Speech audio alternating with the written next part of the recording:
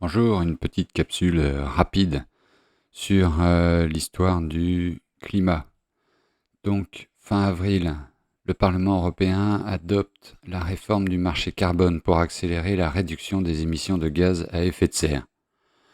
Les ménages paieront un prix du carbone sur le carburant et le chauffage à partir de 2027. Et le texte prévoit de le plafonner à 45 € par tonne au début. C'est donc basé sur la théorie officielle du réchauffement climatique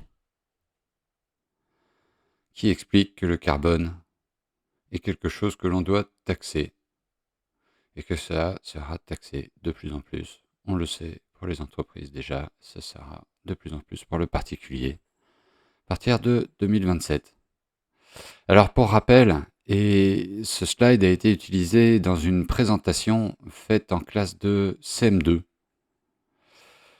Le CO2 représente 0,04% de l'atmosphère. L'activité humaine représente 5% des émissions de CO2, mais cela dépend de l'activité volcanique annuelle aussi. Car ce calcul n'est pas souvent réalisé de cette manière. Et l'on rappelle que le CO2 est la nourriture des plantes, voire l'équation de photosynthèse qui explique que grâce au soleil et au dioxyde de carbone, les plantes obtiennent de l'énergie et fabriquent de l'oxygène.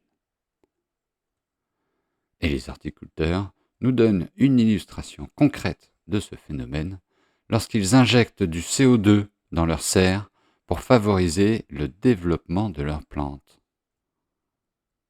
Voilà, c'était tout pour cette capsule. À bientôt.